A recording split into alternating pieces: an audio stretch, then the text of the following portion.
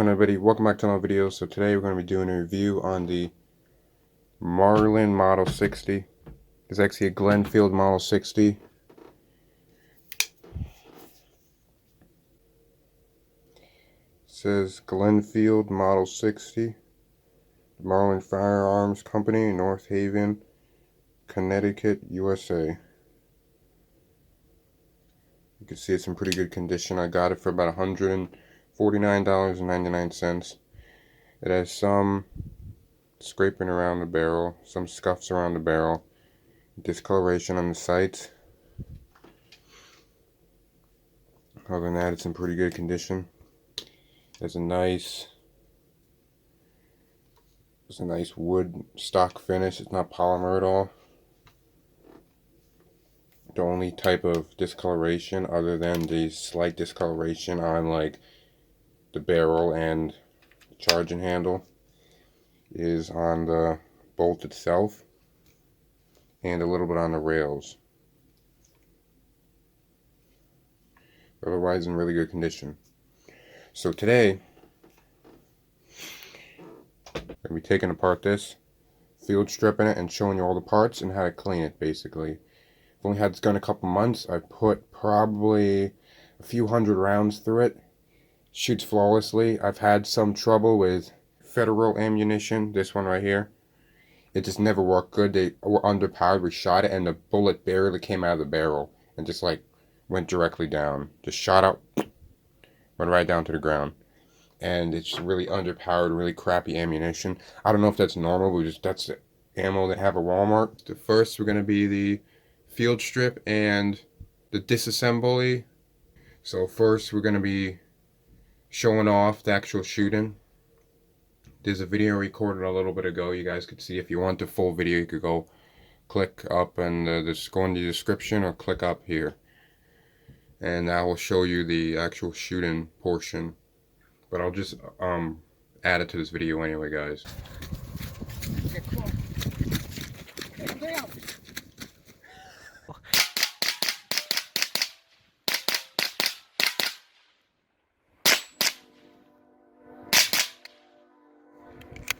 Empty. Hope you guys get to see how everything operates. I have another clip right here. Okay, pull all the way back and let go. There you go. I'll shoot 6 shots.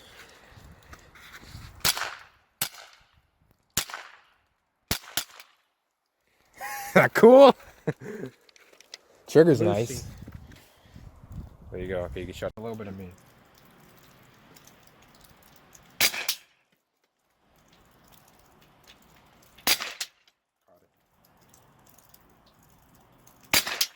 Got it. That is a good gun right there, guys. Pick one of these up. $140, Marlin, Model 60. And then as you could see, fires flawlessly. It's just a really good gun. Low recoil. It's not loud at all. It just works great. Sorry if I sound a little bit weird. I'm just getting over COVID.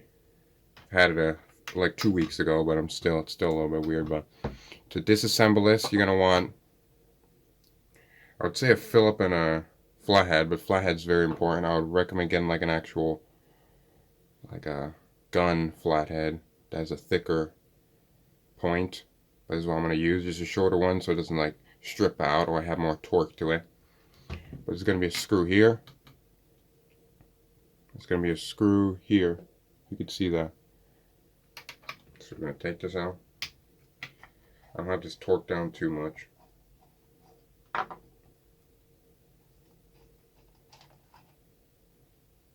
Right here.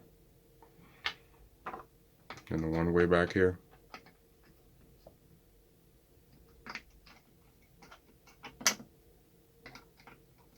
I don't think you have to take off this screw. I've done it before, but don't think there's any, make sure it's tight. Don't think there's any reason to take that out that I know of. And there you go. It's like, and now you just want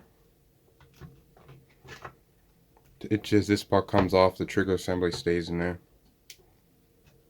This is the actual firearm right here, the the bottom, like let's say the lower receiver, whatever you would call that, is not considered a firearm because this is stamped right here.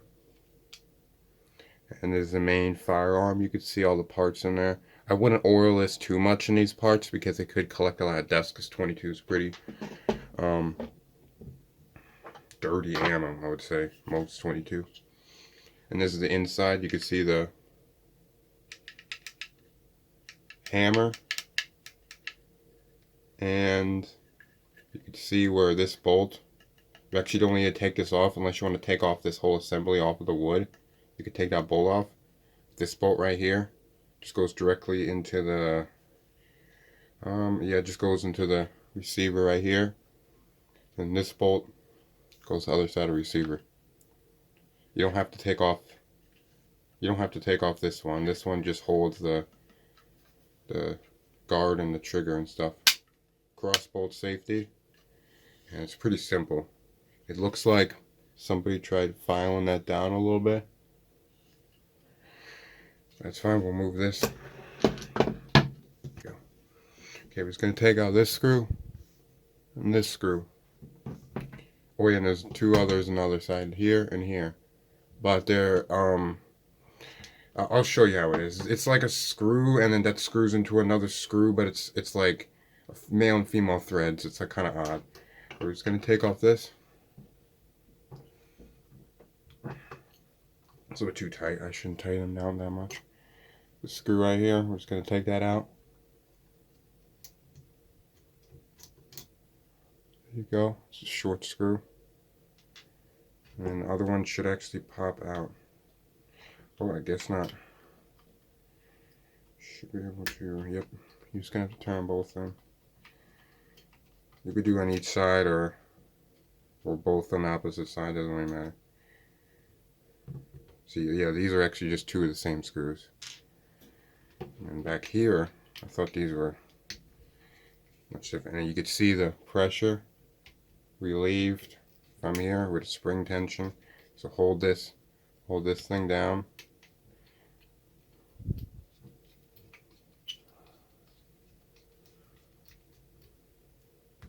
Okay, yeah.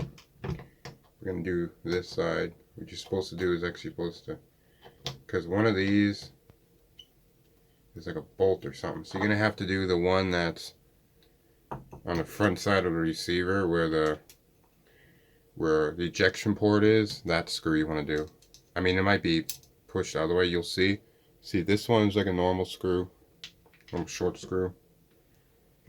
And the other one's kind of like a.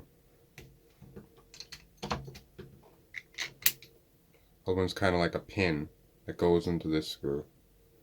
So we'll remember that. Put these in two different sections, like right there. Now we'll take this apart. They had a little spring tension. This is the hammer. This comes all the way back. Okay guys, now we're going to show you how to take out the bolt. What you want to do, you want to push this to the rear. I would hold it down here. Okay, this is a mess. Okay, you want to take the bolt, pull it from here with your thumb. There's a lot of spring tension. Then you want to pull this out. You actually kind of want to.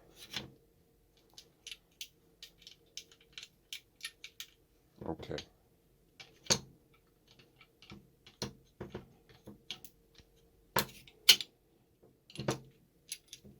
Okay, now you want to take out this. You got to pull it back to rear, and then you can pull this out. And then you want to take this. Some spring tension, so just let that come out with it too. And as you can see, this bolt, it has a spring. It has a lot of spring. This is not a huge spring, but it has still a good amount of spring tension. It's like a machine piece of, if you can hear it. Sounds like steel, it might be aluminum, I'm not sure. This is a bolt, and this is a spring with the guide rod. That's nasty dirty. So we're going to clean off, you want to clean off your, after you get everything disassembled, just like this, everything's disassembled. You don't need to take off all these stuff unless you want to, but I don't recommend that. You want to clean off your spring.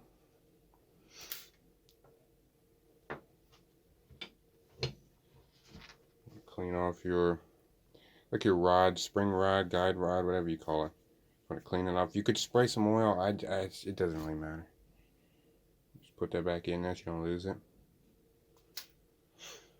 Then you want to just wipe everything down. Maybe do a slight coat in oil, mostly on the bolt. Like this is the main bolt. As you can see, we're just gonna clean around it. And when you do oil it, as you can see, that's where the 22 goes. See if I could focus. That's where the 22 goes. You just kind of pinch down and hold it, and an extractor. And that's the hammer right there. Let's see if I could. Not sure how I could show you how the. I'm not sure. It's a free floating. See that? It's not like focusing in, but that's the rimfire firing pin. And that's basically all. I would clean this, wipe this down, maybe on the rails down here, wherever it touches the main receiver. You want to oil that. Maybe oil the sides. Not really up here, because that's where it shows. Where it's shown in the front of the gun, but just oil the rails down here and down here. And then in here, clean the side. Clean the side here. You can see it's black dirty. I remember cleaning it right after the shot. I don't know how it got this dirty, but I must have shot before. I don't know. But we'll see. It's all clean now. Clean all in there. You want to put maybe a slight drip of oil down here. These two rails, you can see. See if I could put some on there. Arrow. And then that should be it. What I'll recommend doing, I've already done this, but get a bore snake or a cleaning rod, put it down in the barrel, push it all the way up to here.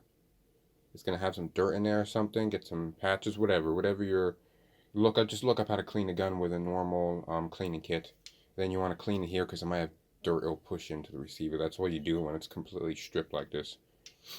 So put this down. The only thing bad I had about this gun is that it's a little bit loose, the tube. Now we're going to be assembling it, guys. So get your bolt, get your spring. Make sure this part of the spring, this metal part of the spring is out. And this metal part of the spring is going to sit inside the housing of the receiver. We want to take this end of the spring, push it inside that hole. Right, like this. And then you're going to have to push it all the way in, like that. Somehow. And then it's not an easy task. Like that. And then just because it will be wobbling around like this, and you're going to bend the spring. Yeah, you're going to have to push it all the way down until it seats all the way in like that.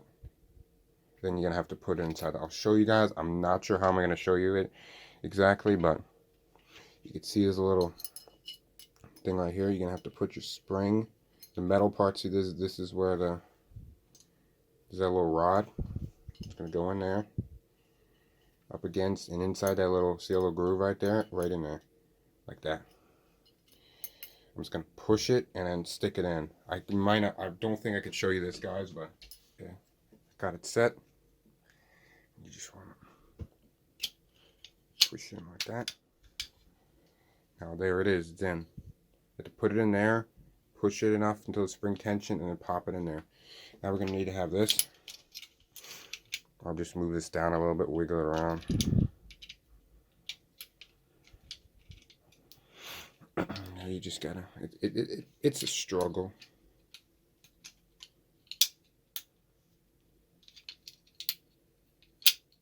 There we go. Locks back. Oh. Oh. I've recorded this video like a couple months ago, but as you can see in that video, after watch, I thought I lost this footage, but I still have it, so that's great, guys. The bolt, I pulled it back, and then the bolt got off the rails and then flew. If you listen really closely and go back and rewind if you want to, and you hear that clank, and you could hear like a see the tripod shake, that's literally the bolt flying and hitting the tripod. As you pay attention, you can't see it. I tried looking at it. You can't see it. I pull it back, slow motion, and the bolt's just gone. The bolt's literally gone.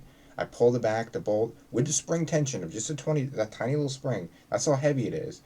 It shot the bolt out like a bullet and slammed against the tripod. I don't know if there's any damage on it. I haven't checked, but that's pretty insane. That's what you guys you have to watch out. But Okay, guys, I got that back on. I would not recommend doing that.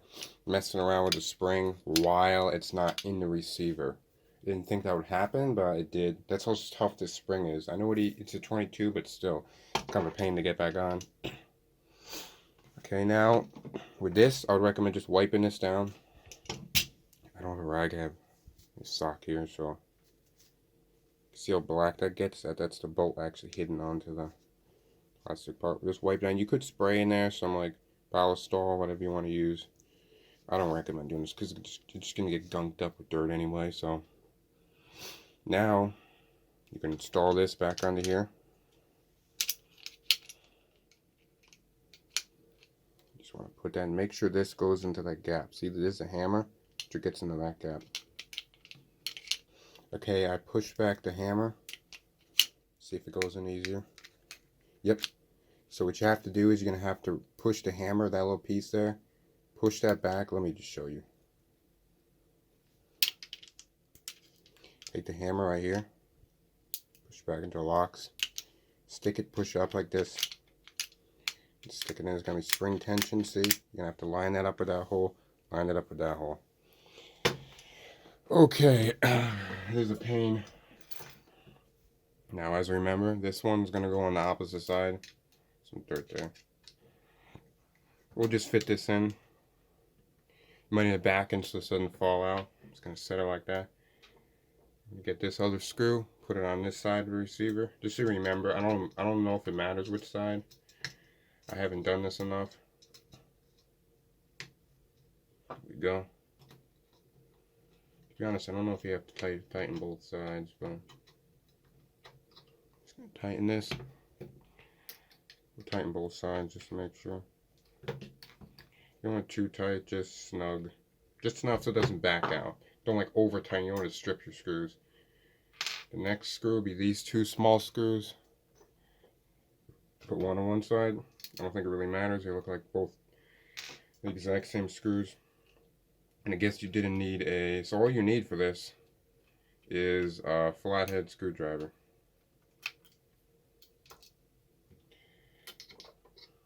Some spring tension on here, so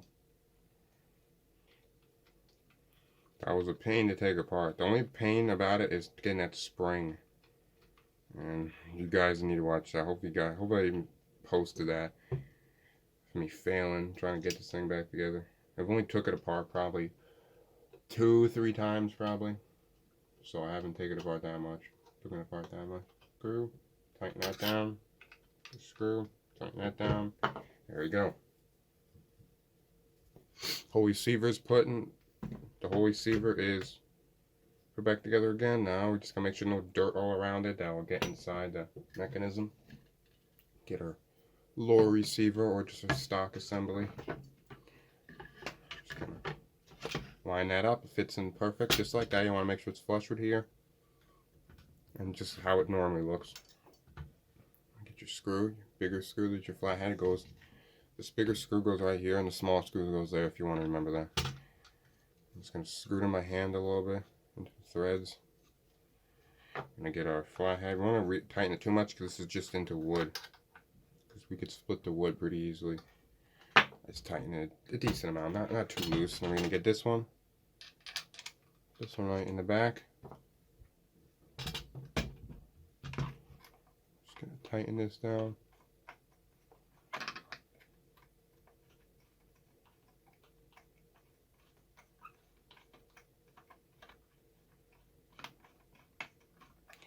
Sometimes I wish I had power tools, but I wouldn't recommend using power tools. Snug, and there we go. Put it all together. Make sure everything works. Make sure bolt moves all the way to the rear, comes back. Make sure it locks too. If you have an older model, you have to push in, pull back, push in. And to get it out, they have like a little bump here. See the little notch there? So you could pull it back and pull out. It comes on. Check the trigger. Trigger works. Try trigger reset. Everything works. Test your cross bolt safety. Make sure everything's tightened decently, not too tight. And now you're gonna just cleaned, disassembled, and reassembled your Marlin Model 60 or Glenfield Model 60. We want to have is from an early 80s model. Don't forget your tube. So you can move it down here to show you guys. Pull it down here like this.